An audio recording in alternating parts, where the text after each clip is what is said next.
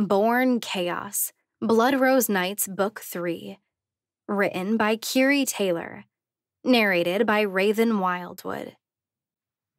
Chapter 15. Council meeting, now. Elena's voice barks through the Bluetooth speakers of Roman's SUV. We're on our way back from the same Target we went shopping at before. I ran out of clean clothes 3 days ago, and the lack of variety is getting old. What's going on? Roman asks, but Elena cuts him off, ending the call. He glances over at me. I can either drop you off at the L, or you can lay low outside the meeting. My heart thumps hard in my chest. Sebastian is a council member, and as such, is expected to be at the meeting. But just yesterday, Roman's spy crew brought back reports of Sebastian interrogating the entire hospital staff, asking if they'd heard from me or seen me. I'll lie low, I say, even though I'm nervous. With everything that's been happening, I'm kind of wildly curious what's going on. Roman simply nods and turns toward downtown. We drive past block after block, diving deeper into skyscraper land. And finally, I see the Nocturne building just one intersection away. There's a fire escape that rises up the back of the building, Roman says as he stops a full block away. It leads to the upper floor. There's a key hidden above the window right next to the door. Stay quiet, but you should be able to hear enough from up there. Got it, I say with a nod, and climb from the SUV. Roman waits until I duck into the alleyway between buildings before he pulls up in front of the Nocturne and walks in. I jog to the fire escape, and, as quietly as I can manage, I climb all the stairs. When I reach the door, I stand on my tiptoes, feeling along the trim of the window. And just where he said it would be, I find the key. The door doesn't squeak as I push it open. I step inside a dusty hall and set down it. The building is huge. I mean, not compared to the skyscrapers around it, but considering this building sits empty most of the time, it feels a bit like a waste.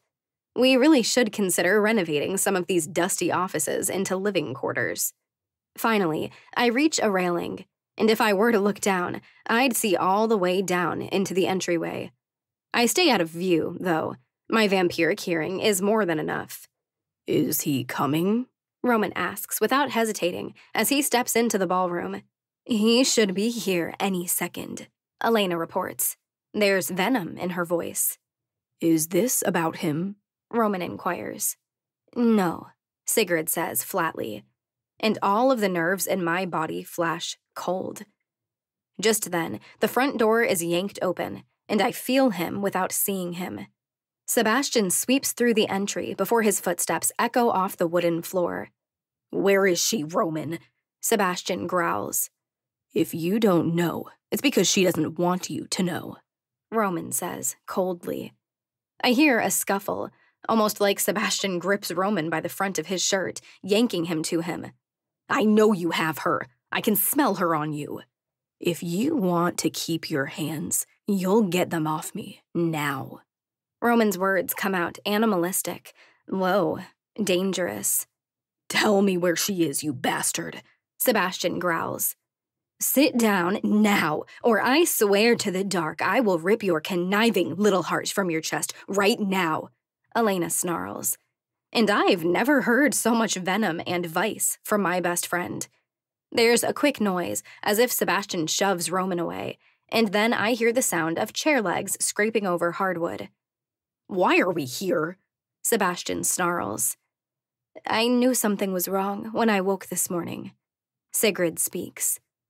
I did not feel myself.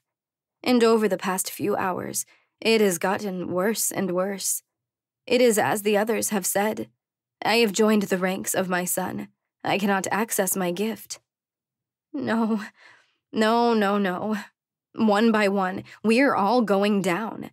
And we're still no closer to having this figured out than when the very first vampire came into the hospital. Elena curses, and I hear her palm smack against the table. The barrier is down, and now, with this, we cannot track any of the vampires, Roman notes, gravely. They can come and go as they please. Anyone can come into the city, and we won't know. Chicago is now its most vulnerable. If I could change it, I would, Sigrid says darkly. Damn it, Sebastian, Elena barks. You're a doctor. Why haven't you fixed this? Excuse me? He sneers. Why haven't you fixed this, princess? I'm not the one with a lab and a bunch of top-of-the-line equipment, she spits right back. If you can't figure this out, what the hell are you good for anymore? You've turned into a maniac. I think we all agree that you're a controlling dickhead. And the one thing you're really supposed to be in charge of, you're failing like a pothead in chemistry class. You'll shut your mouth about things you do not understand. Ice drips from Sebastian's tone, and I realize then that I'm afraid of Sebastian. Because I want to tell Elena to shut up, to not push him. Because I don't know what he's capable of anymore. What if he lashes out at her? Something has to change. And I think that maybe Roman is right. You are on thin ice, Sigrid says coldly. If you were anyone else besides a council member, you would be removed from this city. Remember, you are a citizen, just like anyone else in this city. Rules must be followed. And where would this city be without me? Sebastian points out. We're going to rely on human doctors for everything that goes wrong. The blood supply would evaporate, which means more people will die, or there will be more bitten. This city needs me, and you know it. Careful, Dr. Vincent, Roman says coldly.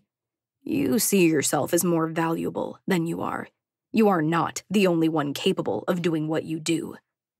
It strikes me then. What Sebastian said is true, but so are the words Roman just spoke.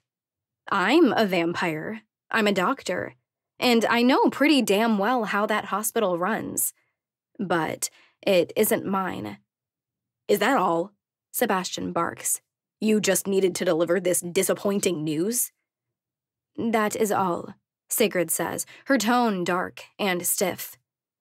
We need answers, Sebastian, Elena says, as I hear Sebastian stand, and we need them now. Feel free to begin your own investigation, princess, Sebastian says coldly, and I hear his footsteps as he walks through the lobby and leaves. What the hell? Elena says in exasperation. Sebastian was never the most pleasant, but he's just a nonstop asshole these days. I would say that love can make people do crazy things, but I can no longer say that's what is happening here, Sigrid observes. I'm not asking permission. This is simply a warning, Roman says. I step to the railing, looking down, though the lobby remains empty. If this goes any further, if it gets any worse, I'll be forced to treat Sebastian like any other resident of this city. He's putting others at risk. Permission granted, Elena says with a scoff and without hesitation. I wish it were not this way, Sigrid speaks. But I am afraid I have to agree. This cannot be allowed to go any further. Roman makes a noise of acknowledgement, and my insides sink. If Roman determines it's necessary to kill Sebastian, he has the support of the council. I don't know where Mason is or why he isn't here at this meeting, but I know he will side with Elena. If it comes down to it, Sebastian might lose his life over this. The sound of footsteps echoes over the wooden floors of the ballroom and then into the lobby. Roman glances up, looking casual, but he immediately catches my eye.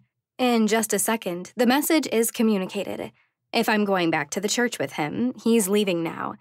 I give the shake of my head no, and nearly imperceptibly, he nods and walks outside. I consider going down there right now, letting Elena and Sigrid know I was here the whole time. I consider asking Elena to go out with me, hunt someone down, and drown my sorrows in blood. But they're both too hot and worked up right now. I can't stand to go down there right now and have them rag on Sebastian and convince me of what a bad person I agreed to marry. So I walk back out that back door, onto the fire escape.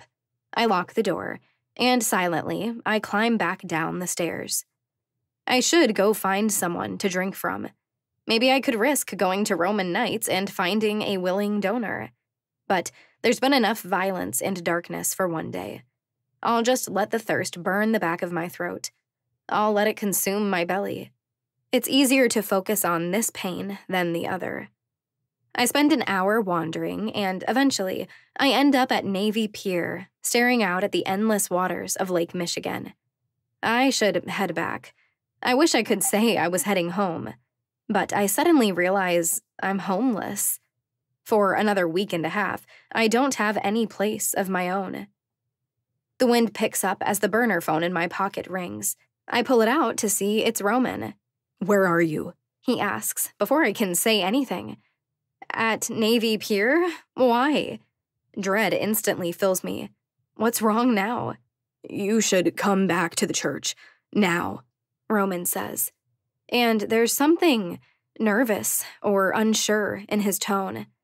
I'm not sure I've ever heard that from him before. "Roman, what's going on?" I ask, even as I turn and swiftly start walking in that direction. "Just get here. It's not about Sebastian." He hangs up. Okay, maybe he is still an asshole. What kind of tease is this? Get here ASAP, but I'm not going to tell you why. As a human, it would take me well over an hour to walk from here to the church. As a vampire, it only takes me 5 minutes. I dodge anyone outside, keeping to alleyways and shadows, ducking behind rows of cars and moving fast enough no one would see me if they weren't looking for me. I'm not even breathing hard when I reach the front steps of the church. My heart is hammering in anticipation, though. I don't love surprises. And I have no idea what the hell is going on. I pull the door open and step inside. "Roman, what?" But my words cut off the second I step inside and find Roman isn't alone. Standing beside him is a man who looks just a few years older than me. He has dirty blonde hair, a matching short beard, blue eyes, and twin scars hooking from the corners of his mouth, curling up and back toward his ears. I have never actually laid my own eyes on this man, but I instantly know who he is. Holy shit, I breathe, as emotions break my voice and tears well in my eyes. "Juliet," my father says, in a broken whisper just like my own. His eyes well with tears, and his lower lip trembles.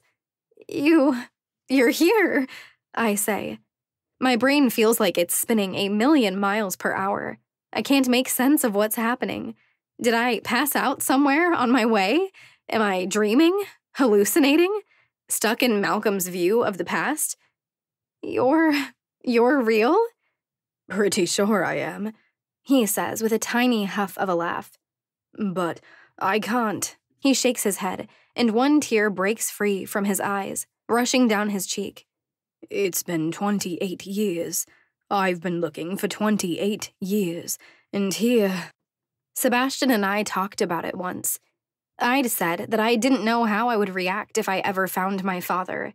My life would have been completely different if I hadn't grown up as an orphan. Not a single day of my life was easy, because I didn't have parents. Happy, angry, confused, distrusting, joyful, I didn't know. "You looked for me?" The words come out in a broken hiccup. "Every damn day for almost 3 decades. John Bonnie breathes out as more tears force their way down my face. I don't hold back. When it comes down to it, and the man is standing right in front of me, I don't hold back. I step forward in a rush and throw my arms around his neck, hugging myself so tight to him. If he were human, I'd probably snap him right in half. He doesn't hesitate. His arms wrap around me, and he buries his face in my neck, covering my skin with his tears. He sobs.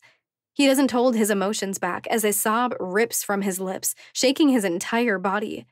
His arms clamp around me in a vice, as if promising that he's never going to let me go again. I've never had family. Over the last 8 months, I've come to finally know what it means to love people, but I've never had family. But this man is my father. He releases me just enough to pull me back to get a good look at me. "You look so much like her," he says. and the agony in his eyes, the hollowed expression of missing someone. It's so obvious how much he loved my mother. "Do you know?" I ask, my voice shaking. There's a pit in my stomach. I don't want to have to tell him if he doesn't know. I don't want to break his heart. His lower lip trembles. I had suspected for a long time. If Archer King had been killed, she would have come back. Roman filled me in on the details, he knows. My eyes flick from John to Roman and back. Wait, how did you find me? A small smile pulls on his lips. I was in Minneapolis. I was headed to the train when I saw your picture on the ground. It was a newspaper from a few weeks ago. The headline talked about some successful doctor who owns his own hospital who'd just gotten engaged to another doctor. But that picture of... There wasn't a doubt in me. Goosebumps flash over my arms. He seems so certain, and he was right. Ivana found him in the city an hour ago, Roman says, his eyes studying John. He was asking about you. Set some warning bells off, so she called me. This guy doesn't trust anyone, does he? John says with a smirk that looks all too familiar. Oh, you should have seen him when he first met me, I say, and it feels so damn good to laugh. He basically told me he was going to tear me apart and toss my remains in Lake Michigan if I screwed up. They don't mess around in Chicago, John chuckles, holding up his right hand. There, fresh, angry, and red, is a rose tattoo. You even got a rose tattoo? I ask in wonder as my eyes rise back up to his. John shakes his head. I've been looking for you for 28 years. I'm not just swinging through Chicago for a few days. If you're here, I'm staying here, Juliet. Tears well in my eyes once more. No one has ever stayed for me, not until I came to Chicago. I'm not a trusting person. People can say whatever they want, but that tattoo on John's hand is permanent. It's forever. He passed the interrogation with flying colors, Roman says, arching an eyebrow. He didn't have anyone chasing after him, looking to kill him, unlike someone else we know. Asshole, I call him out, even though a smile is pulling on my lips. It's nice to see you have good friends who are looking out for you, John says, a contented smile on his face as he looks between me and Roman. I snort. Roman gives this similar noise of amusement. No? John questions, raising one eyebrow. Let's just say Roman and I tend to walk this fine line between killing each other and saving each other's lives. But she hasn't killed me just yet, Roman says, giving me this deadpan look, even if there is a smirk pulling on his lips. He picked his words carefully. Because technically, Roman killed me once, when we set a trap for Archer and Roman shot me in the chest. Thank you, though, I offer, my tone turning genuine. For clearing him, for watching out for me, for bringing him here. Roman simply gives a nod. Would you rather I stick around, or do you want some alone time? I still can't get used to this shift. He's offering to stay as my backup, to stay for my security and ease of mind. He's had my back at the very most vulnerable moments. I look back at John, and I don't even have to think about it. I think we're good. Thank you, again. Roman gives a nod and holds my eyes, communicating a message without saying a word. I'll be right down the hall. I'll be here in 2 seconds if you need anything. I offer a small smile and a nod, hoping that he knows how genuine I'm being right now. Roman walks to the door leading into the back of the church and pauses there. If you need a place to stay, John, we have some extra rooms here or at the club. You're welcome either place. Thank you, Roman, John responds, just as genuine as my own response. With one last nod, Roman steps out the door and closes it behind him, leaving us alone in the chapel. My eyes slide back to John, and I shake my head. I can't believe you're here. John stares at me, studying my face, observing in silence. So I take the time to study him as well. I have his lips, his same brows, When I look at him, he seems familiar, and I know it's because we share similar features. This man makes up half of my DNA. I am genetically the way I am because of him. I know this is going to be heavy, but I'm not that good at shallow and fake and light, he says. The look in those blue eyes darkens, not in anger, but in regret, in dread. But I'm dying to know, Juliet. I've been wondering for 28 years. What happened to you, to your mother? I let out a hard breath between my lips. Maybe we share this in common, too. I kind of just want to get right to it. I hold out a hand, indicating the chair at one of the desks. He takes it, and I wheel another over, sitting across from him. I assume you knew what Ingrid was? I ask, looking at him from beneath my lashes. A curse weaver, John confirms. I nod. And I assume you realize she cursed you so you couldn't find us? His lips spread out into a thin line, and I remember seeing it in Malcolm's vision of my history. How they'd argued, how painful it had been for the both of them, but how scared my mother was that Archer would kill this man. John nods. She went on the run, I continue, relaying the history I've witnessed. I was born in Kansas, and she immediately went on the run again. But Archer was right on her tail. Her car ran out of gas, so she took me, and she ran through a field. But Archer was right behind her. I hesitate then, realizing that I have a decision to make. I don't know John. I don't know him at all. So how much do I trust him? How much can I tell him without putting myself in danger? I've built walls around me to protect myself my entire life. Who do I dare let inside those walls? She cursed me in that field, I say, my words sounding breathy.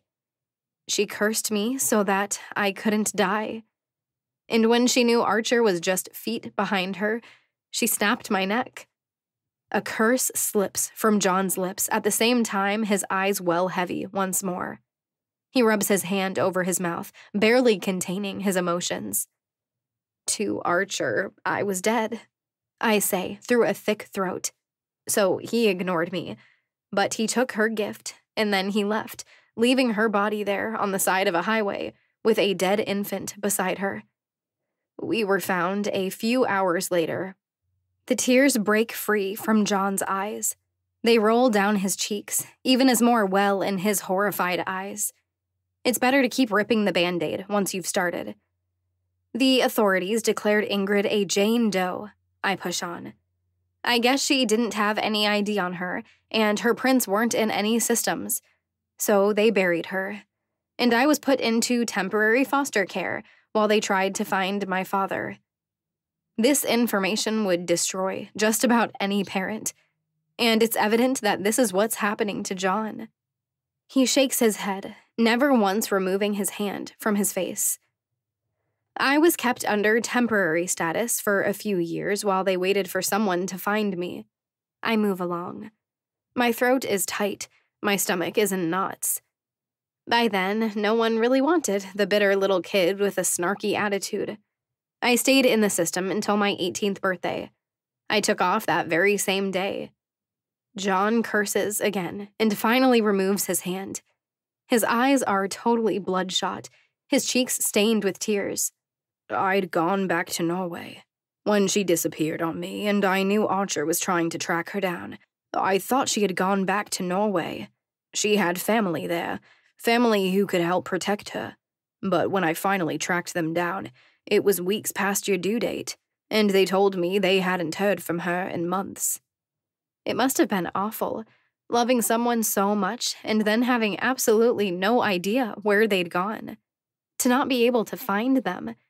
Ingrid literally cursed John so that he couldn't find her, all to protect him from Archer King. I immediately went back to the States, retracing every place we'd ever been. John continues. I went to all the places we'd ever talked about visiting. I showed her picture to thousands of people, asking if they'd ever seen her. His gaze drops into his lap, his head sagging. I think I always knew Archer must have gotten to her. She wouldn't have run forever. She would have found a way to beat him. So I think I knew for a long time. It's just impossible to accept. I reach a hand out and lay it on his forearm. My heart is breaking for him. I'm sorry, John. He lays his hand over mine, those blue eyes rising back up to my own. You said you left Kansas when you turned 18. Where did you go from there? To New York City, I say, trying to smile a little bit to make the mood lighter. It was rough. It's damn expensive there, and I didn't have any real-life experience. But I made it, got myself into college, and then into medical school. I was just a few months away from getting my certification when I got stabbed by a mugger. Shit, John says, raising his eyebrows. I actually smile. Yeah, I was out with my best friend, and he was trying to take her money. I thought I was being noble or something, defending her. Turns out he couldn't have touched her if he tried. She was already a vampire. I just didn't know it yet. Damn. He breathes, and something in me thinks we'll get along just fine. And suddenly, I smirk at that saying, swearing like a sailor. It's one of the only facts that I know about him. He was a pirate. How long ago did you leave New York? 8 months ago, I say, thinking back on it. That feels like a lifetime ago. I was in New York City for about 2 months, 3 years ago, he says, his tone annoyed. I thought I'd combed through that place up and down. It's almost like 8 million people is a lot to look through, I say sarcastically. John chuckles, scrubbing his hands over his face. We could have been 1 block apart and never known it. We're here now, I say, laying my hand on his shoulder. He looks at me, blinking slowly, a smile pulling on his face. And how did you end up in Chicago? I sigh. I got stabbed in New York, but my best friend, Elena, brought me back here to Chicago because she thought I'd be safe here. It's where she lives, so to Chicago I came. It's been eventful. John raises an eyebrow in question. I sigh, hating to relive the past. A man hunted me for a few months. I accidentally killed his daughter when I first resurrected. She was aborn, though, so I was kind of pissed her dad was so vindictive. He caught up to me, stalked me, and that's when I first figured out I'm cursed. You were stalked, but you're still here, he questions. According to the reaction of every other vampire I've met, this should be shocking. And John seems surprised, but not near to the extent as the others. Guess when you're married to a curse weaver, anything is possible. I nod. I got involved with my best friend's twin brother for a while, but it was doomed from the start. He's still human for now, and he's not ready to resurrect. That ended, and then a necromancer showed up in town. A necromancer? He asks, finally showing that shock I was expecting. They're real? Apparently, I say with a smirk. But instantly, it falls away. He was here in Chicago looking for Archer King. No, John says with a pained tone. Yeah, and he found him too, I continue, my stomach nodding. Brought him back from the dead, and then he proceeded to steal the gifts of a dozen people around here. Holy shit, John says as he gets to his feet. Where was he last seen? When I was dumping his ashes into Lake Michigan, I say, holding a hand up to calm him down. Don't worry. Roman and I set a trap and we killed him. This time, we cremated him so he can't pull a stunt like that again. John lets out a hard breath, and I can hear the way his heart is pounding. His hands are curled into fists, his knees slightly bent. At a word, he'd snap, go raging after the man. But before he died, we were able to retrieve the gifts he'd stolen. I reached for my neckline and took my thumb around the silver chain hanging there. I pull, and from my shirt slides the red, glowing crystal. I hold it up, and John's eyes go wide. He struggles to form coherent words. That's Ingrid's gift. I nod. And now my heart starts beating harder. I need to be careful with what I say right now. It's obvious how much he loves my mother. Giving someone false hope can destroy them. I didn't want him going to the grave with it, I say, deciding to hold back the information about Marcus the Necromancer being alive, for now. We've only known each other for less than an hour. No need to overwhelm him with too much. He told me he'd never been able to wield it in the 28 years he'd possessed it, which made me feel better. I don't know, it's kind of comforting, knowing I have this tiny part of her. John's expression sobers again, the pain returning. She would have been the best, Mom. I just nod because my throat goes tight. I saw other kids who had great moms. I wondered what that was like.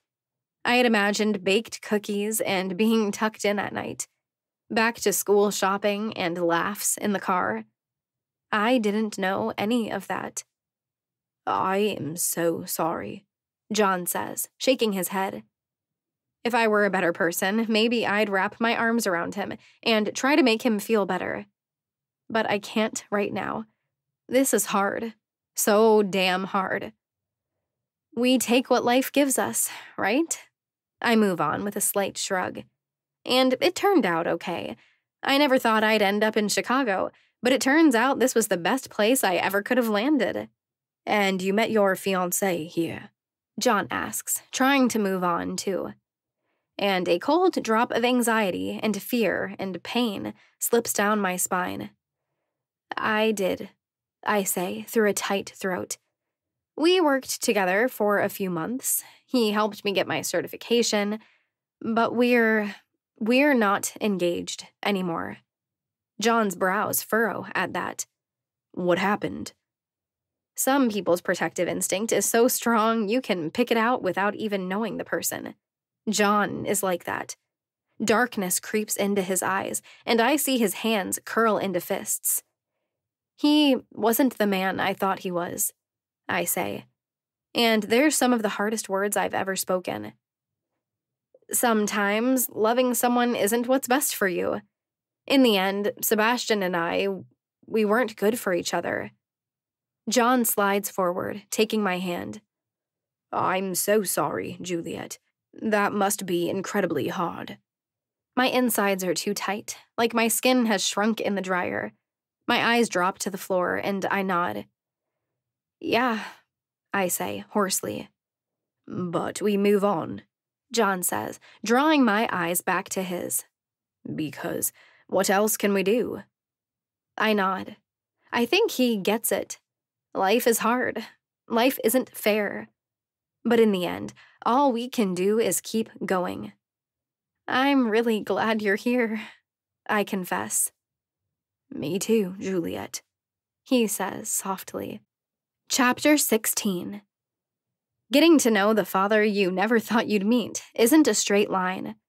One might think we'd spend the entire night talking, catching up on the missed events of each other's lives. But we're immortal. We have eternity to do that. And the bond of blood is obvious by the fact that we both seem to wear out on such heavy moments quickly. At 9 a.m, John heads to bed, taking one of the rooms Roman offers him. I hold Roman's eye as I hesitate outside the door to my own room.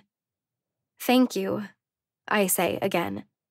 He simply nods, and I slip inside. I pace my room instead of sleeping. My brain can't seem to slow down. I don't know how this changes the future. Does it? I mean, I have a dad now. But he looks like he's probably only a few years older than me. So the daddy-daughter relationship is out the window, I think. But family? Family can be any variation of bonds. I still in the middle of the room, my hand clasping around the necklace hanging around my neck. John loved Ingrid, my mother. There's not an ounce of doubt in me about that. I'd had a plan. I booked a plane ticket to Kansas, and I planned to go find where my mother's remains are. It's been weeks since Sebastian showed me Marcus Lontalk locked up in that prison cell. He was a broken, beaten man then. But I haven't laid eyes on him since. And now I have all the more motivation to keep him alive. What if I could reunite my parents, even though my mother has been dead for 28 years? I duck back out into the now empty chapel. I spotted them earlier, and now I grab the lock-picking kit, tucking it into my back pocket. I return to my room, closing the door as quietly as possible.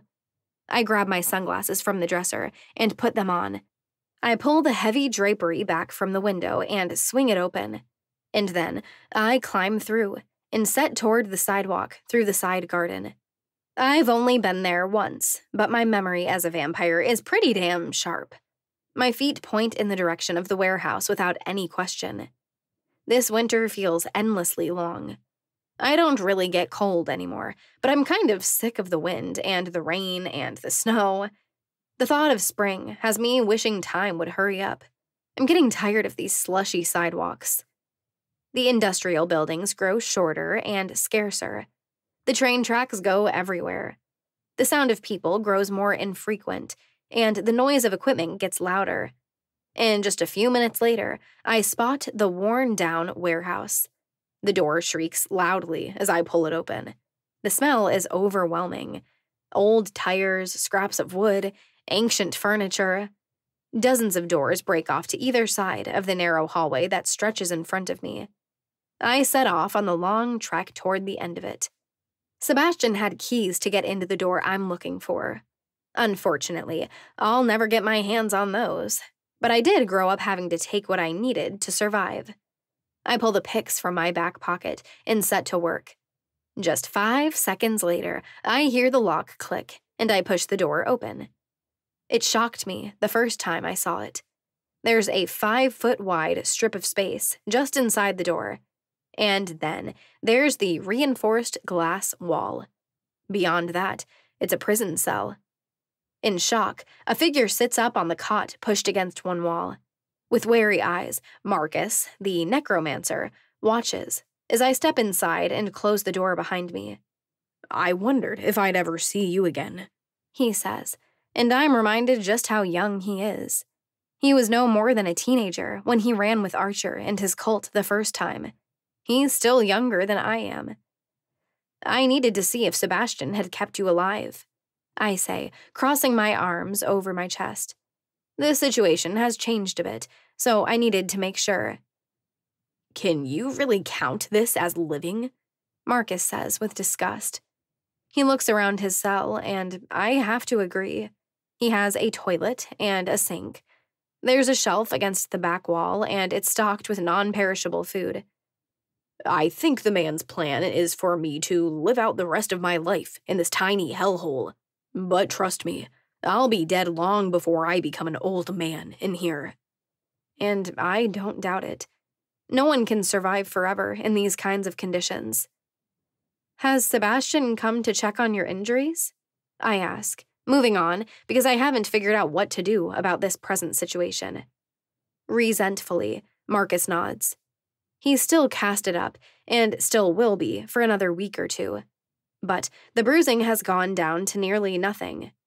"He knocked me out before he opened the door, so I can't 100% verify everything he's doing to me when I'm out. But I'm still alive. Things seem to be healing." I nod, relieved that Sebastian hasn't lost all of his humanity. I needed to ask you some questions. I might not agree with how he's doing this, but I have a personal reason for not letting you go just yet. "Who do you want brought back?" Marcus asks, with a barely suppressed eye roll. "My mother," I answer. I won't let my grief choke me out. I have to be direct about this, transaction-like. It's the only way my guilt will allow me to do this. How long does someone have to have been dead for before you can't bring them back? Marcus stares at me for a moment, and I feel his evaluation. What must he think of me? I've agreed to keep him a prisoner. Sebastian brought me here to show Marcus off like it was the most romantic gesture in the world, that he'd taken him prisoner just in case he needed to bring me back from the dead. I see the red flags now. It should have been more worrisome. It was some of the first evidence of how far Sebastian was willing to go in his obsession with keeping me safe. Archer King was dead the longest, he tells me. So I know my ability goes back 5 years. Beyond that, I don't know. I haven't tried to bring back anyone who has been dead longer than that. Do you think there's a difference? I ask. Bones are bones, so there shouldn't be a difference between Archer, who had been dead for 5 years, and someone who has been dead for 28 years, right? Again, he stares at me with that dark, serious look for a long moment, evaluating everything I say and do, and every word he says. I would think not. I give a nod and slowly start pacing the small amount of space in front of the prison cell. It's the answer I hoped for, but not as certain as I would like. I know I can get Marcus out of this cell. I could do it right now. That lock isn't that impressive if you're a vampire. I know I could keep him contained for a while. But could I keep him under control the entire journey from here to Kansas? And once I get to Kansas, I don't even know where my mother is. I was told she's buried in an unmarked grave.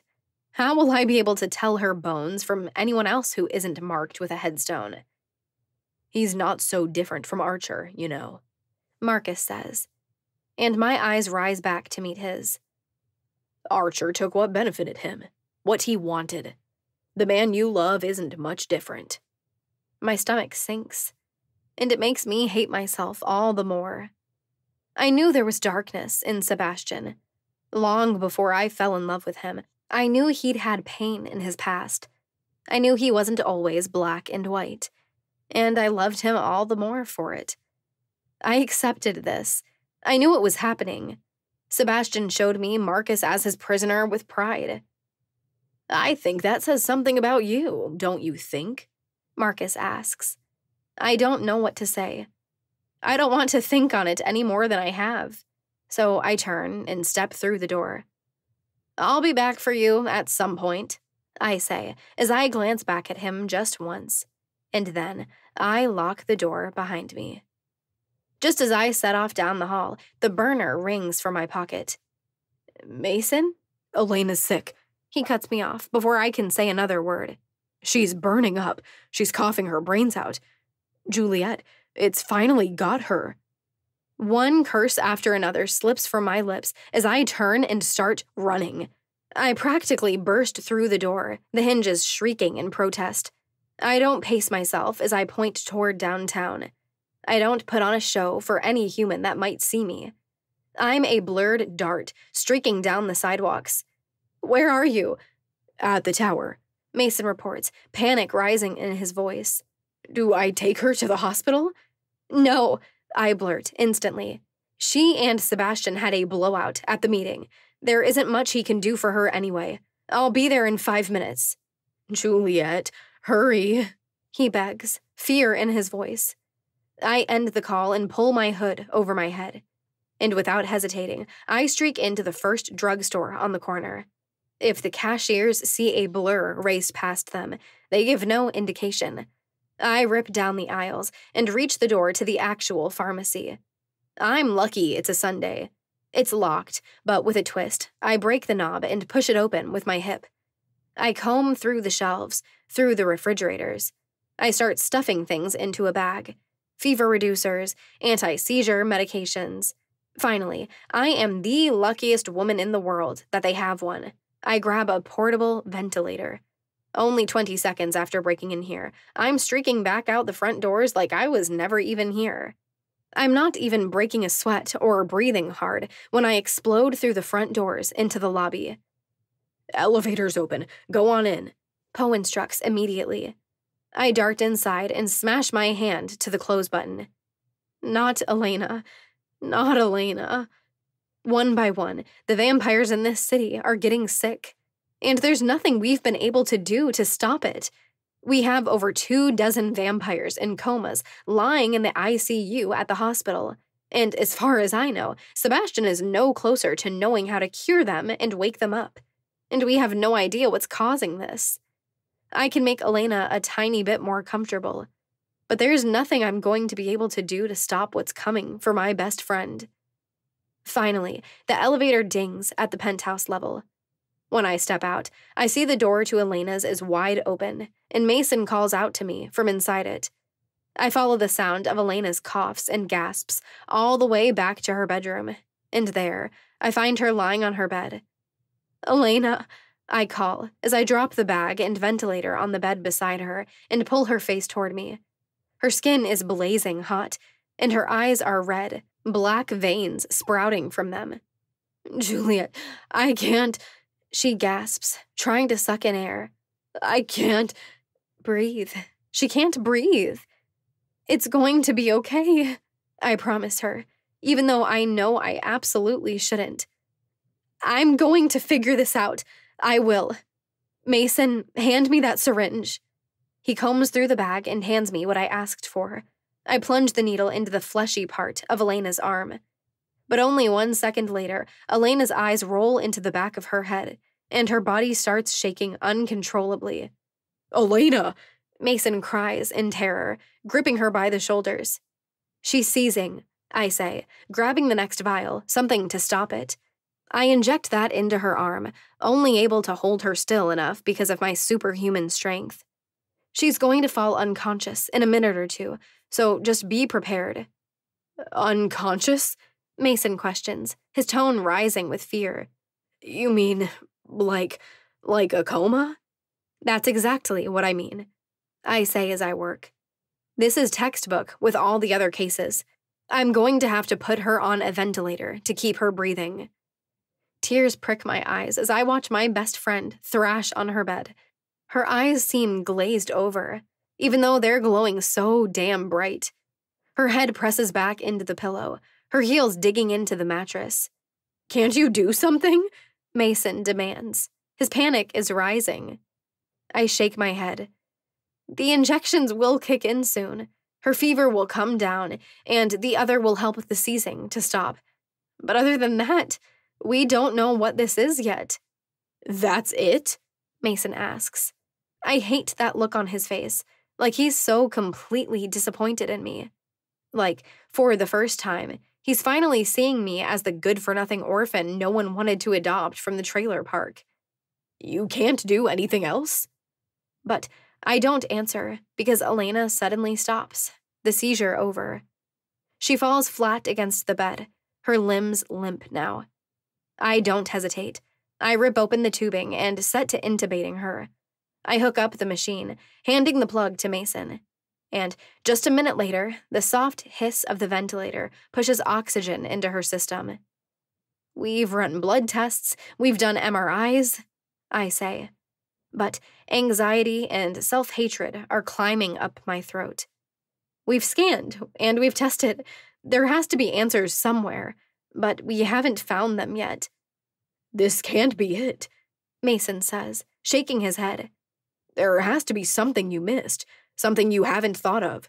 There has to be something in the data, Juliet." There has to be something. I climb off the bed, standing straight, looking down at my best friend.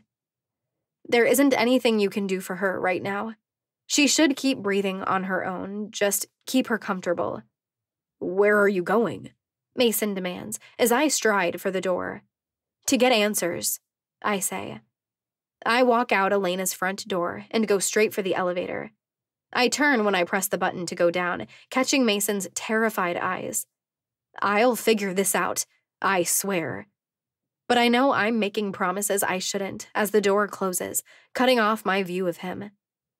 The elevator plunges down through the belly of Godfrey Tower. When it reaches ground level, I walk straight out without a word to Poe. My attention is laser-focused as I point my feet in the direction of the hospital. This is a huge risk. Sebastian very well might be there working. But for Elena, I'll risk an uncomfortable confrontation. I'll yell and fight and scream after. But right now, I have to see the test results for myself. I don't slow down when I see the front doors of the hospital. My gaze stays focused, and without an ounce of hesitation, I walk right through the doors.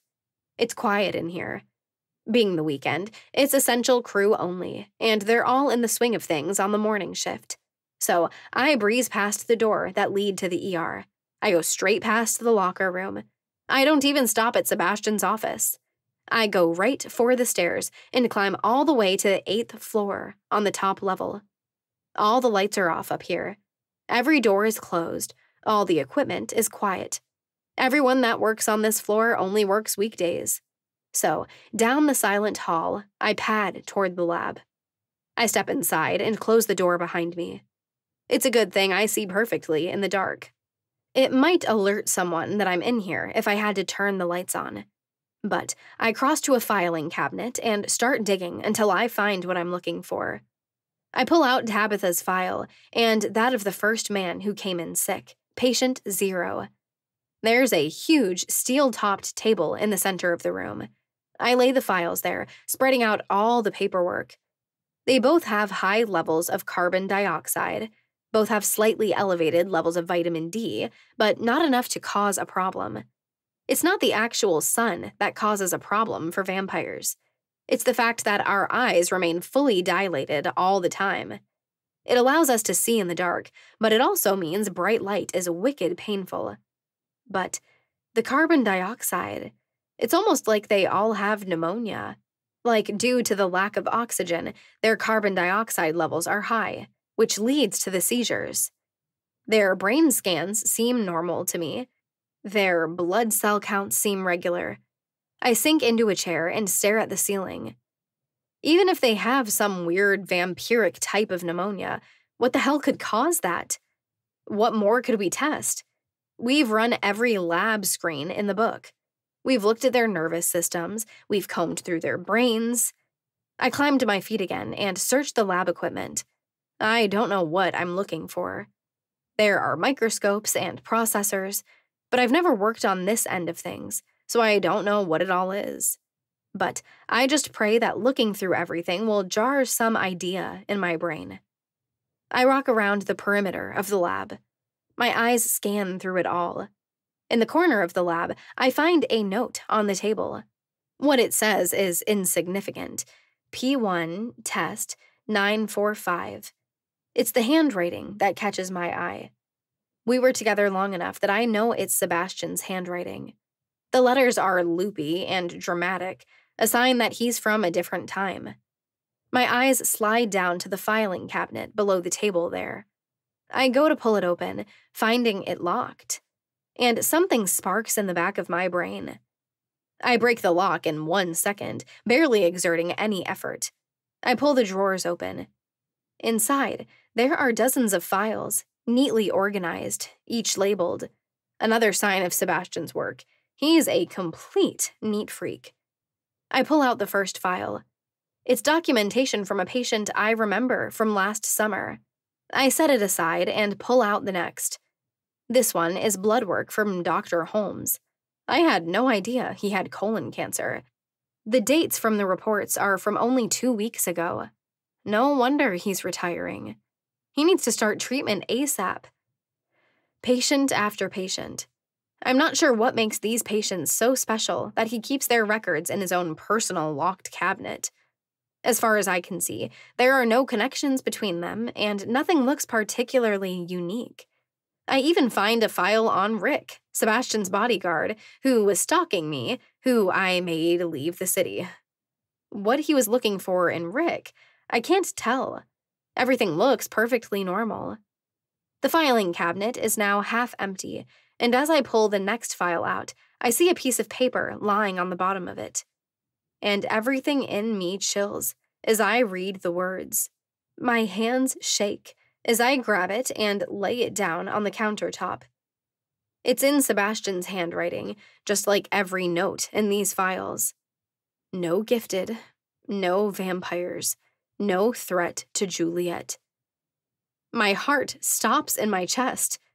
All my blood stops flowing. Every muscle in my body turns to concrete. No gifted, no vampires, no threat to Juliet. My stomach lurches, and I lunge for the nearest sink. I dry heave into it, trying desperately to suck in any oxygen. No, Not real, not possible, no way. He wouldn't. He wouldn't. But as I turn back around and stare at that filing cabinet, I have to consider it. My entire body shakes as I walk back to it and pull out the files that have been stuffed all the way to the back. With a steadying breath, I lay them on the tabletop and open one that has the simple label of G. It's a profile of Sigrid's DNA. It was drawn from a hair sample. Hair is easy to acquire from someone without them knowing. You casually pluck a fallen one from someone's shoulder and discreetly slip it into your pocket. Easy. Done. And this is fascinating. I've never looked at the actual DNA from a gifted or a vampire. But Sigrid's is very different from a normal human's. There are extra markers, labels I've never heard of before. I look at the date all this was done. Nearly 2 months ago. Right about the time Archer King killed a bunch of Roman soldiers, and I nearly was liquefied from the inside out. It's not just Sigrid's DNA that Sebastian analyzed, though. It was also Evelyn's and Tatiana's. And while they're similar to Sigrid's, there are differences, which makes sense considering they all have different gifts. I open another folder labeled V. Sebastian analyzed his own DNA. His profile is the one on top. And where the DNA of a gifted was wild, it's nothing compared to that of a vampire. There is 8 times more data here than there should be, and only a small bit of it looks human. I wish I could remember it better. Mason and Elena told me the origin story of where vampires came from. Something about a king and a curse and his wife. But this is animal, predator, and it's literally mixed right in with my DNA.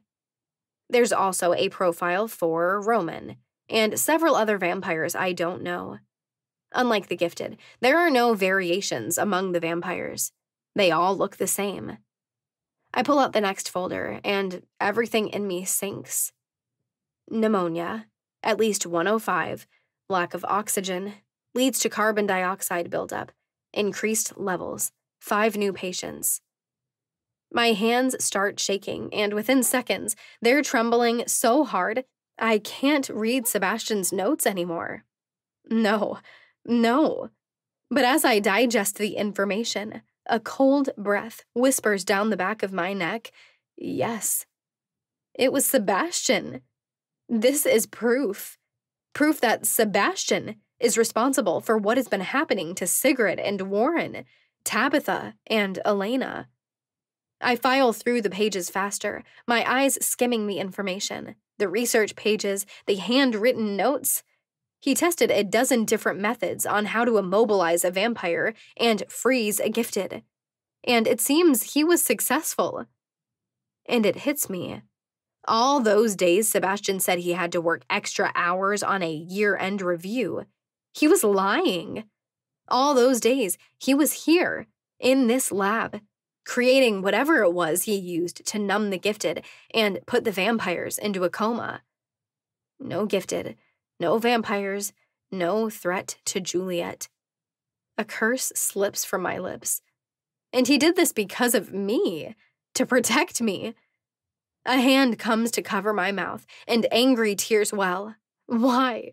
Why? Why did it have to come to this? Why was this the only solution in Sebastian's mind? How did he justify putting dozens of his kind in a coma and cutting off such a huge part of the identity of the gifted? Love. The word echoes in the back of my brain. He did it for love. At least, that's how he justified it. And I realize now that when people say they'd do anything for the one they love, it isn't necessarily romantic or a good thing. I see that now.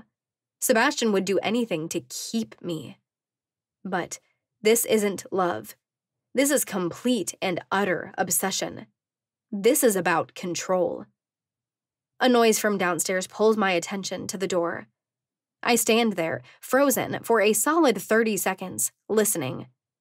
Whatever it was, it's now moving outside. I need to get out of here. Every moment I linger, I'm in danger of Sebastian showing up. He could be down in the emergency room. I comb through the last remaining files in the cabinet, finding 4 more files that look relevant. I stack all of the evidence into a pile and put 2 large rubber bands around them, holding them all together.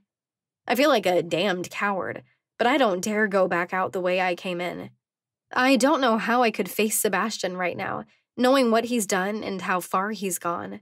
So I look around the lab and settle on the large window. The wind is blowing strong when I pop it open. I look down, seeing the plunge down all 8 floors. I look up and see I'm barely down from the ledge. Shimmying my body through the window, I catch hold of the trim of it. I've barely got a grip at all, but with the new strength in my body, it's enough for me to hoist myself up and catch the ledge of the roof. I'm really not that high up right now, but even from the roof of the 8th floor, I still feel like I'm exposed to all of Chicago. It's as if every vampiric set of eyes and gifted has looked upon me. Guilty. They're in the predicament they're in now because I fell for someone who wasn't who I thought he was. And suddenly, I remember something someone said to me. Echo, one of Sebastian's blood dealers, always acted like she didn't like me. I thought it was because she had feelings for him. But one day, she dropped a blood delivery at my apartment, and she'd tried to warn me. I just think you need to open your eyes a little bit. Sebastian isn't just the do-good doctor he looks like. You should stay away from him. Did she know? It's impossible. She couldn't have known what he was going to do, because he hadn't done it yet. But what if there's more? What if there's something else I don't know about? I wrap my arms around my waist, suddenly feeling like I can't trust anyone or myself. I thought I saw Sebastian. I thought I understood him, because it seemed like he understood me. But no one is what they seem. We all hide parts of ourselves. And in the end, Archer King was right. Love would have been your downfall. For yourself and the one you love. You hide in lies, Juliet. And so long as you would have held on to them, you never would have gotten what you want most. He was right about all of it. I came to hate the man I loved most. My lies destroyed what Sebastian and I had, and his lies are going to destroy so many other lives. What do I want most? Does anyone really know the answer to that question? I wish Archer were here, just for a moment, so I could ask him. My thoughts are getting too dark, too heavy, and I need to do something about this. I have to take action. So I walk to the edge of the roof. I stare down, searching for a way to climb, but it's just smooth, flat glass from here to the ground. I jumped through a window from the 39th floor once in Las Vegas. It was literally moments after I resurrected, but I survived that. This is from a much lower height. Don't think, I internally tell myself. My feet follow the thought, and then I'm airborne. It should be terrifying. It should be an instant, oh shit, I just jumped off a roof. But it's not. My brain has all the time in the world to calculate my fall. I know right where to put my feet and how to bend my knees. I hit the ground with a roll and immediately spring to my feet. Without missing a stride, I continue down the sidewalk, files held firmly against my chest. Chapter 17. Who do I tell? What do I start with? How wide do I spread the news of Sebastian's crimes? I pull the burner from my pocket and dial Roman. Where are you? I ask as soon as he answers. The club? He responds, already on high alert. Any reason why I should stay away today? No, Roman reports. Nothing to worry about here. What's wrong? Everything, I answer ominously. I'll be there in 5 minutes. I end the call and pick up my pace, walking as fast as I dare without being seen and suspected. My brain is a wild mess of thoughts and emotions. I wish I could shut it off, block it all out. Once upon a time, I was good at doing that. It's what shaped me into the sarcastic tease I am today. But I've changed. Ever since I became a vampire, I've changed. And I feel so much more since I've come to care about so many things. I can't numb it all out. It washes through me like a tidal wave, and I'm just a little girl on the beach. This time of day, this time of week, there's no one waiting to get inside. There's no bouncer keeping everyone out. I walk straight inside. Roman is waiting for me just inside the door. He's always looked dangerous, but right now, he looks like he could erupt into a volcanic explosion of vengeance and darkness. Not here, I say simply as I clutch the files tighter to my chest. I breeze past him, entering the main area of the club. I go straight for the stairs that lead up to Roman's apartment and push the door open. I never saw the damage that Sebastian did here. I know it was bad, but right now everything looks half repaired. Walls are patched, new light fixtures lay out on the counter, ready to be installed. The flooring is all ripped out, and there are boxes of new material stacked. I notice that even the kitchen cabinets are different. A steadying breath slips from between my lips as I try to rein it all in. "What's going on?" Roman asks as he steps in behind me and closes the door. "Is this about your father?" I turn around, meeting his eyes, and it all spikes in me again. I shouldn't have come to this city. This wouldn't have happened if I hadn't come to Chicago. It was Sebastian, I say, my voice hoarse. I cross to the table and lay the folders down, taking off the rubber bands. I open them, spreading them each out. What's been happening to the gifted? To the vampires? It was Sebastian. Roman steps beside me, looking down at the stacks and stacks of papers. And hot, angry tears spring into my eyes, but I refuse to let them fall. Because of this, I say. My fingers tremble slightly as I grab that handwritten piece of paper and hand it to Roman. No gifted, no vampires, no threat to Juliet. "Shit," the word breathes out past Roman's lips. He stares at the words for a moment, and darkness gathers in his eyes. Next, his gaze shifts to the files. I don't know how he did it, I say, shifting through the pages. I didn't get to look through it all. I wanted to get out of the hospital before I got caught. But these are tests he ran. This is data he gathered to use against vampires, against the gifted. He studied Sigrid's DNA, yours. "He betrayed his own kind," Roman says, his tone oddly calm but deadly. I shake my head, still unable to wrap my brain around this. Just after we got engaged, he started working all these extra hours. He told me it was for some year-end review at the hospital. But it was this. He was running tests and doing lab work, and he somehow accomplished what he set out to do. "No vampires."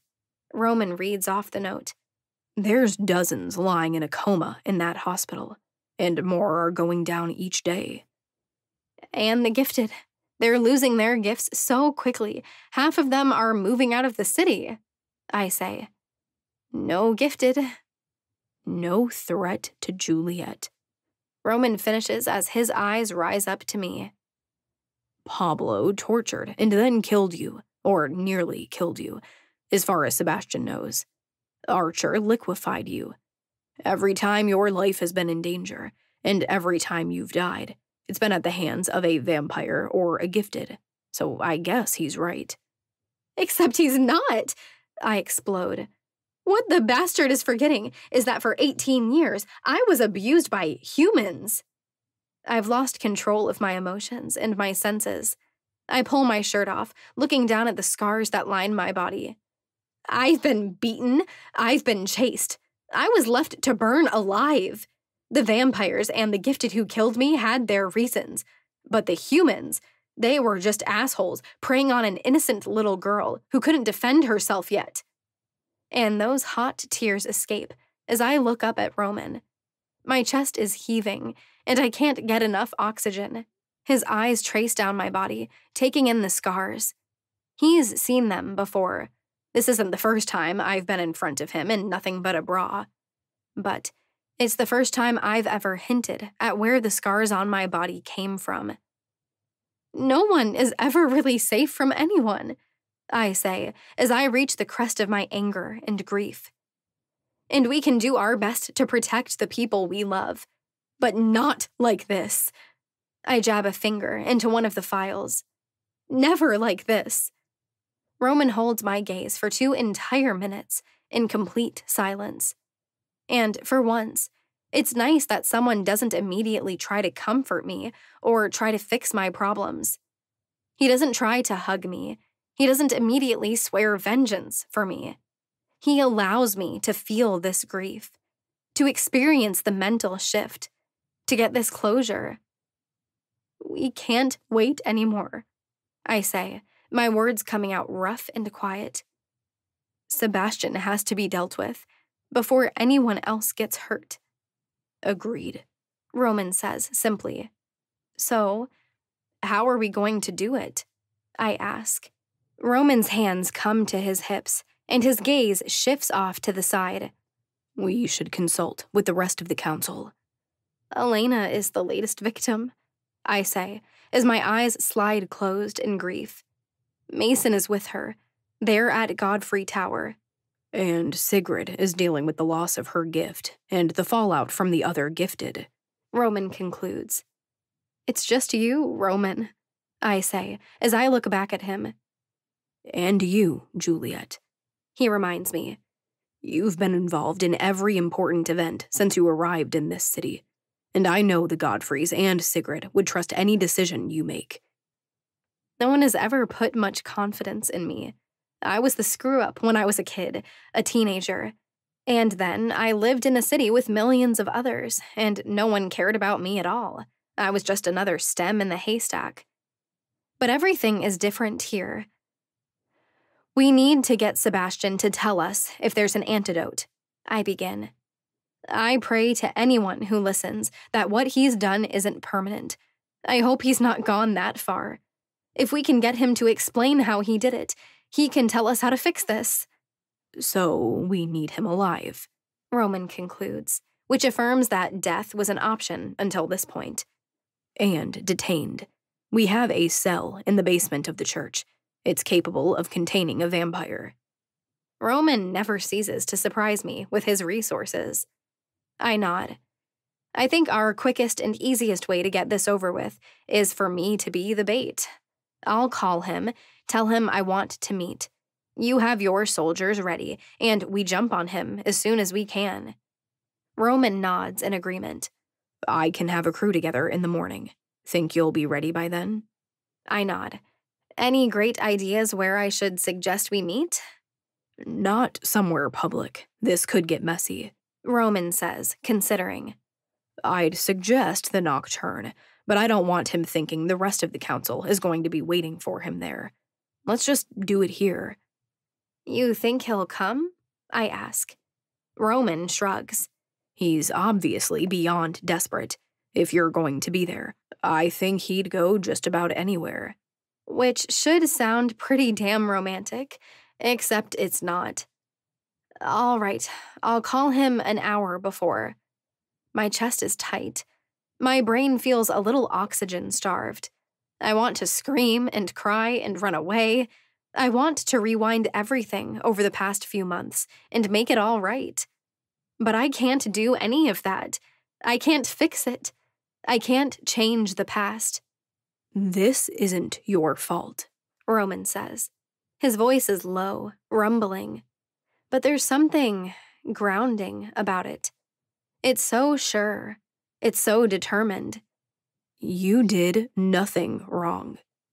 Yes, I did, I say with a nod. I know my eyes are welling again when I look back up at him. Do you remember what Archer prophesied? That my lies would be my downfall? I lied to Sebastian. I lied to everyone except you. I thought I hated you, yet somehow you're the only person in my life who knows everything.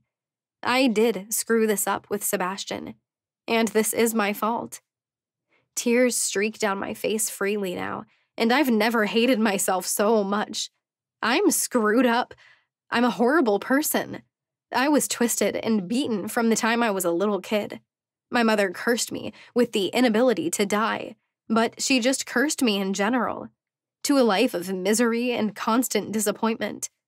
A sob rips from my lips when Roman steps forward and wraps his arms around me without saying anything.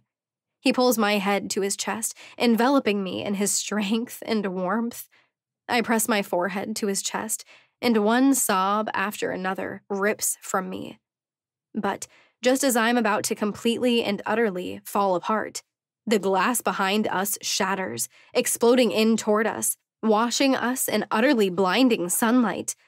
Something slams into Roman, tackling him to the floor, and I stagger back 3 steps, glass shattering beneath my feet. Sebastian looks more like a demon than a vampire. Half of his face is black with veins, and his eyes are more red than any I've yet seen. Every muscle in his body is taut, coiled, feral. His hands wrap around Roman's throat, and he pins him back against the floor. "I should have known you could never be trusted," Sebastian hisses in a voice that's barely understandable. "How long have you been pursuing her? How long ago did you seduce her?" "Sebastian!" I shriek, pouncing forward. I wrap an arm around his neck, pulling with everything I have in me, trying to peel him off of Roman. Sebastian swings an elbow backward, catching me in the ribs. It feels like I've been hit by a semi, and I go flying across the room. I smash against the wall, and just for a second, I see stars. "I should have torn you apart months ago," Sebastian hisses as Roman swings a leg up. He hooks his leg around Sebastian's neck, throwing him back and to the ground. In the blink of an eye, Roman is on his feet. His own eyes ignited a brilliant red, black lacing out over his face. "Sebastian, there was never anything going on between Roman and me," I say as I climb to my feet. I hold my hands out, trying to calm the situation down. "I don't need more lies from you, Juliet," he snarls. The look of complete disgust on his face tells me he's heard at least some of what Roman and I have said. "I told you I wanted to wait for marriage, and here you are with him." I took my shirt off. I was in Roman's arms when Sebastian erupted into this room. "It's not like that," I say, hating that I feel like I have to defend myself. "Please, Juliet," he hisses. "We've all seen the way Roman looks at you." "Yeah, like he's wanted to kill me from the second I came into town," I yell, losing it. "Sebastian, what the hell are you doing? You've completely lost your damn mind. This has nothing to do with Roman and the absolute nothingness that's going on between us. It has everything to do with the fact that you've gone completely insane and are ruining people's lives in an attempt to keep me safe, when I've been doing that on my own for my entire life." "I love you," he hisses as he and Roman circle each other. "You protect which you love, no matter what it takes." I shake my head. "Not like this. Never like this. This isn't love, Sebastian. It's obsession. It's possession. And no one will ever make me their possession." "You've gone too far, Sebastian," Roman glowers. "What you've done to the gifted, the vampires, you don't come back from this." "I did what I had to do," Sebastian says, and with every word he sounds more crazed. "Then you never deserved anyone, least of all Juliet." I see it in his eyes, the moment the switch is flipped, as if the humanity in him is turned off. Sebastian's eyes darken. Every muscle in his body tenses. Something flashes in the blinding sunlight. It twirls before Sebastian grips it tightly in his hand. And with an unearthly howl, he spins, and his fist connects with Roman's chest. I hear a crunch. I hear a wet sound. And I hear a heartbeat stutter. I don't understand what has happened until Sebastian takes 2 steps back from Roman. Roman's blue eyes go wide. His hands raise to his chest, and blood pours down the front of it, where there is a chisel embedded deep into his heart. His eyes slide over to me. He gives a wet-sounding gasp. A scream rips from my lungs. Panic and rage set my body on fire, and I react before I can fully piece together what is happening. I wrap my arm around Sebastian's throat again, pulling him back with everything in me. Sebastian staggers back at my strength. Roman pulls the tool from his chest, and I watch as the blood spills out, endless in volume, because Sebastian just staked him through the heart. No, I breathe as Sebastian and I both stumble backward.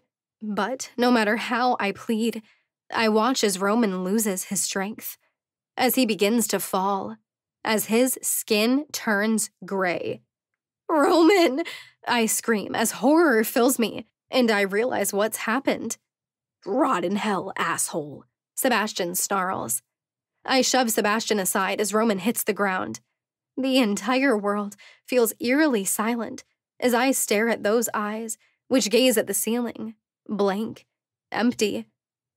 You may never love me again, Sebastian says coldly, but at least he'll never have you either. I feel frozen, locked, cast into the darkness. When I first came to Chicago, I thought Roman was a prick. He was cold and removed. But when push came to shove, Roman kept my biggest secret. When the perfect bubble Sebastian and I existed and burst, it was Roman who gave me shelter. When I was losing myself and no one else noticed, it was Roman who faced the dragon and got me out of the castle. I should kill Sebastian. What he's done is vile and evil. What he just said is controlling and disgusting. All I can think about is how the wrong man is lying dead on the floor. A single tear slips down my face. I feel so cold, so numb. I don't feel the floor as I step across the remaining space. Everything feels incredibly quiet as I drop to my knees beside Roman. Let Sebastian think what he's going to think. But Roman didn't deserve to die, and it's my fault his immortal life was cut short. If I could take it all back, I would, I think to myself. I reach down, caressing his cheek. And instantly, a familiar, agonizing pain rips through my chest, breaking my ribs, spearing directly into my heart. As I feel that sensation I've experienced 4 times now come rushing toward me, Roman's eyes fly open, a gasp ripping from his lips. I fall to the floor, dead. Chapter 18. A dozen scenes flash in my brain. Me saving Roman in that warehouse. Me tossing Roman out the window before Archer could kill him. The two of us laughing in his SUV as we look for a madman hiding in the city. The two of us out on a boat, dumping ashes into the water. He and I on the roof of the church, having the first real conversation we've ever shared. And then, him holding me in his trashed apartment while I fell apart. I hear yelling. I hear frantic voices, muffled at first, and then pounding on my eardrums. And that familiar rush surges inside of me, like I'm strapped to the front of a freight train, and there's no slowing it down. I surge off the floor with a gasp, oxygen flooding my lungs. Holy shit! My eyes slide over to see Sebastian's shocked expression. He's chalk white, and he blinks at me like I'm the ghost he's just seen. Oh, damn. Somehow, I just died again. How? He stammers for words. You were dead, and Roman, he was dead. I look to my side and find Roman there, barely propped up on one elbow. But he's not dead. How is he not dead? I know he was just dead. But he glowers at Sebastian, holding a hand to his chest, where Sebastian just staked him. You're going to answer for this. How? Sebastian stammers again. What? I try to find words. Everything is moving too fast, and my brain can't make sense of what just happened. Roman, what just happened? I'm not sure, he answers, his eyes sliding back over to Sebastian. But this one was different. You were only out for 5 minutes, probably less. What? Just what? How? You shut your mouth, Sebastian hisses at Roman, taking one aggressive step toward him. Don't you speak another word. And here it is, the full fulfillment of Archer's prophecy. Because as I climb to my feet, as I stare Sebastian down, it's hate now. After all he's done, he just took it farther by trying to kill Roman. How could you do this, Sebastian? I ask in a disgusted whisper. I climb to my feet. It feels like there's a weight growing inside me. It feels vengeful, angry, deadly. To Tabitha? To Elena? To Warren and Sigrid? What are you talking about? He sneers. Juliet, I never said I was all black or white, but you can't just go throwing accusations around. There's a difference between being broken but trying and spiraling all the way into the dark, I say as I step forward. We all make bad decisions, but this isn't one of those things you come back from, Sebastian. Juliet, he says, ignoring what I'm saying. How are you alive? How is Roman alive? I take another step forward. You've lost your damn mind, I hiss. Sebastian's eyes fall to my chest. What he sees there, I don't know, but it draws even more confusion and disbelief into Sebastian's eyes. You can try to claim you did it all for love, but this is nothing but possession. Don't say that, he growls, his eyes darkening. Everything I have done has been to keep you safe, to give you the life you deserve. That isn't up to anyone but me to determine what kind of life I deserve, I bellow. I take another step forward, sending Sebastian a step back. And you hurt so many others in the process. I found your research, I say, my tone dropping in volume. I know it was you.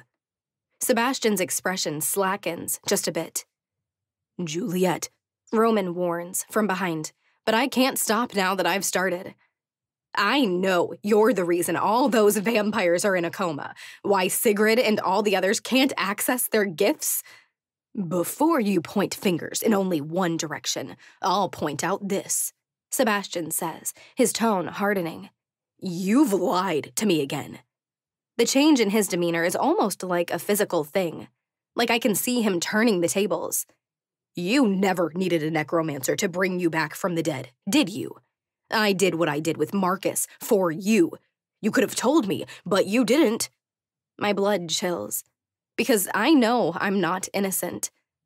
You never told me how you and Sigrid became so close, Sebastian continues. Seems she isn't always honest either. Seems she has more gifts than we ever knew. How did she do it? I cock my head to the side. Well, he's figured a tiny bit of it out, but he's far, far off base with most of his assumptions. Juliet, Roman warns again, but I hold a hand out at him, a message that I can do this myself. What's the antidote, Sebastian? I ask, my tone demanding. How do I wake the vampires up? How do the gifted get access to their gifts back? How did you do it? Sebastian fires his own unanswered questions right back. How is he not dead? Because karma still needs me to take you out. Roman sneers, and that chisel flies through the air. It strikes Sebastian in the chest, and I hear a sickening crunch, immediately followed by a roar of pain. The entire city of Chicago will be after your head. Roman sneers, as I stand there in shock, realizing there's essentially a stake in the chest of the man I once loved. Just how close is it to his heart? Burn in hell, Sebastian growls, and a scream rips past my lips as he takes one step backward and tips right out the window. Sebastian! I scream as I trip over my uncoordinated, half-woken feet to the window. But I watch as he hits the ground, landing on his feet. He staggers slightly, obviously seriously injured, before he takes off into the night, disappearing in a wink. I heft myself to the window frame. I can barely see anything in the blinding light, but I have to drag him back. I have to get him to tell me how to fix this. But as I try to lift a leg to jump out after him, pain lances through my chest, and I collapse to the ground, broken glass digging into my palms. Juliet, Roman cries. And maybe he's not fully okay either, because he drags himself along the ground toward me. He ran, I confirm, my chest heaving as I breathe hard. Not dead. He ran. We'll catch him, Roman says. He drags himself up onto his knees. His eyes search me, landing on my chest. What the hell just happened? I look down at my own chest, now that I have 2 seconds to breathe.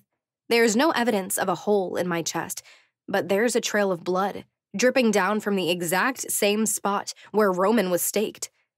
I don't really know. I watched Sebastian stake you with that tool. Roman, I watched you drop to the ground, and you were definitely dead. Sebastian didn't stake you?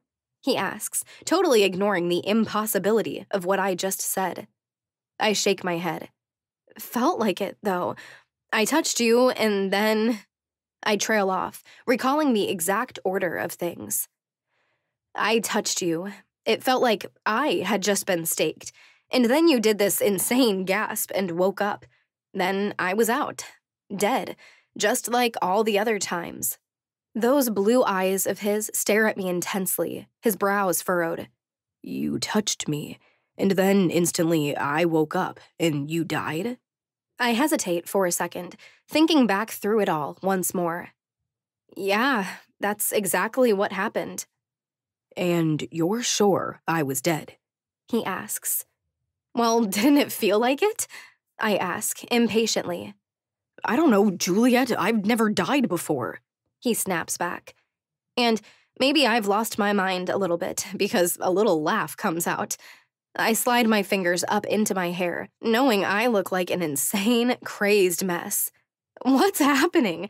How do things just keep getting worse and worse? Roman stares at me in silent concentration way too long for comfort. I can practically see the gears turning in his head. What? I ask with dread. I think maybe we just discovered your gift, he says, his voice low and quiet, as if he doesn't want to be overheard. What do you mean? I ask, even as cold fear drops down my spine. It would make sense that your gift would evolve around your curse, he continues. Your mother cursed you that you couldn't die. I think your gift is the ability to die for others. And my heart starts hammering. Something surges up inside of me, and it feels like adrenaline, and realization, and confirmation. And there's this little voice in the back of my head that sounds a bit like my mother saying, "It all lines up." That means you really were dead, I say, my voice trembling just a little bit. And that you should have stayed dead. And that I literally owe you my life this time, Roman says, serious as the grave. You bet your ass you do, I say, defaulting to sarcasm and deflection, because the whole situation is just a bit too heavy and serious. I don't know how you stayed alive in this city without me. This is, what, the 3rd time I've saved you? And it feels good that he cracks just a hint of a smile. I can count on one hand the number of times I've seen Roman DeLuca smile. But it's just temporary, because our world just got a hell of a lot more complicated. Roman lets out a sigh, his eyes shifting back to the window. What are we going to do now, Juliet? I look to the broken window as well. Hard. Life is just so damn hard. It was hard as an orphan growing up, and it's damn hard as a vampire. But we keep going, because what other choice is there? We do whatever it takes to make everything right, I answer. Chapter 19. Any luck today? I ask as Roman walks through the doors of the nocturne. I'm sitting at the table in the ballroom. John is pacing throughout the room, taking it all in, adjusting to this new strange life that I've barely gotten used to myself. Sigrid sits at the table to my left, going through all of the paperwork I brought with me, all of Sebastian's research. Mason stands behind his chair, his hands braced on it. The expression on his face is bleak. No, Roman says. And I have every single vampire on duty. We've swept the entire perimeter. Sebastian Vincent is no longer in Chicago. I'm confident of it. He's on the run, I say, my stomach forming a knot. As he should be, Mason says, an unfamiliar hard edge to his voice. After everything he's done, he deserves to be drawn and quartered, medieval style. Shit. I don't think Mason Godfrey has ever said anything so unkind about anyone in his entire life. But his twin sister is lying in a coma in her penthouse. Any ideas where he might go to hide? Roman asks me. I shrug and shake my head. He's been in Chicago for a long time. He's from Virginia, so there's a possibility, but there isn't anyone still alive there that he cares about. He also has ties to Brooklyn, but that was a long time ago, so he could honestly be anywhere. I hereby move that Dr. Sebastian Vincent be banished from the city of Chicago, save he is captured and returned to be punished for his crimes, Sigrid says. All in favor, say yeah. Yeah. Roman and Mason both call at the same time, without hesitation. Goosebumps flash over my arms. Roman asked me once if what Sebastian had done was bad enough that I wanted him taken out permanently. I'd said no. But things are different now. He's hurt dozens. He killed Roman. We've made Sigrid privy to this new information, but for now, it has stayed between the three of us. I'm going to confess everything. I don't want any more secrets in my life. But I am waiting for Elena to wake up before I tell her and Mason. Despite everything he's done, I don't know how to feel about Sebastian's death sentence. I hate him. I do. But there are still those memories in the back of my mind of the times when we were so happy, when I looked at him in wonder and couldn't believe how well he understood my own darkness. Sebastian must be punished, but do I really want to see him die? I pose a new motion with the verdict, Sigrid says. She sits straight in her seat, looking every bit the regal Norwegian shield maiden she is. With the sentencing of Sebastian Vincent, a hole is left in the council. With full confidence and with the perfect training, I nominate Juliet Doe to take his seat on the council. Electricity shoots through my entire body, and my eyes whip over to Sigrid's. She wears a small, coy smile, but the look in her eyes is 100% confident. Are you serious? I gape.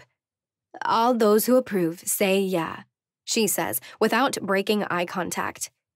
Yeah, Mason says, and I look over to see a smile on his lips, a twinkle in his eye. Yeah, Roman says, and the way he looks at me, I don't know that anyone has ever had so much confidence in me, least of all myself. What do you say, Juliet? Sigrid asks. She folds one hand over the other, laying them on the table. Are you willing to fight for this city, for those in it? Are you willing to take on this responsibility? I feel all three sets of eyes on me, and my heart is beating very, very fast. No one has ever had much confidence in me. No one has really trusted me not to screw up. But here, these important people are.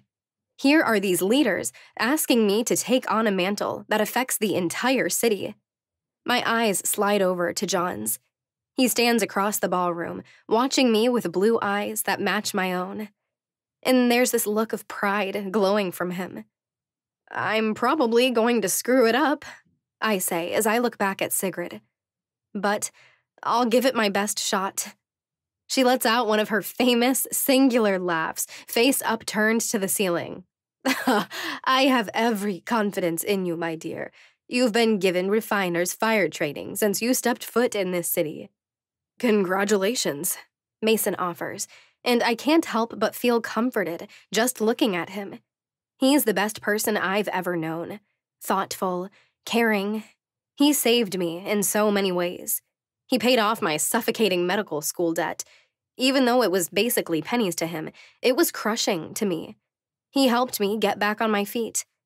You're everything this city needs. I offer him a smile, knowing how overwhelmed I probably look. You've basically been on the council since you first got here, Roman points out. At least now it's official. Welcome to the team. And something grows inside of me. It swells. It takes root. I have a place in this world. All my life, I've never had a place. But here it is, with these people, representing a whole bunch of vampires, head of the medical division. We are all counting on you, Juliet, Sigrid says. Somehow, what Sebastian has done must be reversed, but we are all here to support you, no matter what you need. This is heavier than my brand new position on the council, because this is real. This has a direct cause and effect. We have to find answers. I have to find answers. And now, I don't have a backup to fall onto. I don't have anyone to turn to for counsel, a mentor. I'm it. I'm going to figure this out, I say with a nod. Anything else? That is all, Sigrid confirms, glancing at Roman and Mason, who both nod. Please let us know what we can do to help. She slides the closed folders back across the table to me. I stand from my seat and hug the folders to my chest. The weight is heavy, but I've never been one to back down from a challenge. Then, I'm going to get on it. I turn, heading for the door. Without hesitation, John steps to my side, falling into stride beside me as we set down the sidewalk. You're a pretty damn impressive person, Juliet, he says as we walk through the brilliant sunlight, sunglasses squarely in place. If you knew half the things I screwed up, you might not say that, I say with a huff of a laugh. John shakes his head. Everyone's human, even us vampires, even those who are gifted. I look over at him. She gave me a gift, I say. I might have gotten my immortality from you, but she didn't just give me a curse. John arches his brow. I want to tell you everything, I say, fixing my eyes on the sidewalk ahead of us. I've kept too much information to myself in the past, and it's led to some pretty rocky roads. It might make you look at me a little differently, but I trust you. Maybe I shouldn't, because too many people have screwed me over in my life. I would never intentionally hurt you, Juliet, John promises. I would never betray you. I nod. I think I believe you. So I'm going to tell you everything I've been keeping to myself. And so, as we walk to the hospital, I do tell him all of my secrets. I tell him about the woman I killed when I first resurrected, how it made me a target of someone important from the House of Valdez, how he eventually hunted me down and tortured me just to get revenge. And then I tell him how Pablo staked me, how I woke up in the back of Roman's SUV 20 minutes later. I tell John how Roman and I went after Archer King, and how Archer used a dark gift to kill every member of the mission, including me. I tell my father about the necromancer and how he's locked up in a warehouse. And then I tell him about what happened just 3 days ago, how Sebastian killed Roman, how, with a touch, I died for Roman, giving him life back, and then woke up once more, alive when I should be dead. Your mother was the most powerfully gifted person I've ever met in my multiple centuries of life, John says, as we approach the doors to the hospital. It doesn't even surprise me. The fact that she gifted you the ability to overcome death. I know she gave you a curse as well, but look at what you've done with it all. A chill flashes over my skin as I think about it. It's so easy to look at it all as bad, as all the events as horrible. But they're also miraculous. I've kept a good man from meeting the end of an immortal life too early. Because of it, I'm here. Perhaps the only hope dozens of vampires have at ever waking up, of dozens of gifted being able to use those gifts again. I'm really glad you're here, I say. Not the first time I've said the words, and certainly not the last. Me too, Juliet, he says with a soft smile. Me too. Together, we step through the front doors of one of the most beautiful hospitals I've ever seen. A hospital founded by a vampire who lost his way. A hospital that's a safe place for people who can't see a normal doctor because there are not normal explanation for their ailments. John and I take the elevator up to the 3rd floor, to the intensive care unit, and my heart starts to slow as we walk down the hall. I hesitate, with my hand on the doorknob, taking in one deep, steadying breath. I push it open, and together we step inside. It's a long room. There are hospital beds on either side of it, an aisle way down the center of the space. Monitors beep and read out information. There are wires attached to hands, chests, heads. The whir of the ventilators is constant. A nurse works her way down the row, doing what she can, which is almost nothing. 29 vampires lie in these beds, unconscious, suffering from an illness we have no name for, no data on. And one more lies in a coma in Godfrey Tower, my best friend. 30 vampires are counting on me to find an answer. Dozens more gifted are also watching and waiting. An echo of self-doubt rings in my brain. It's scary when there's no one else to fall back on, but I feel this sense of calm wash over me. I can do this. I might be fresh. I might be new to being both a doctor and a council member, but I always find a way. My entire life, I have always found a way. I can do this, I say aloud, a promise to each of them. I will fix what he did to you. The end of Book 3. This has been Born Chaos, Blood Rose Nights, Book 3, written by Keary Taylor, narrated by Raven Wildwood. Copyright 2022 by Keary Taylor. Production copyright by Keary Taylor.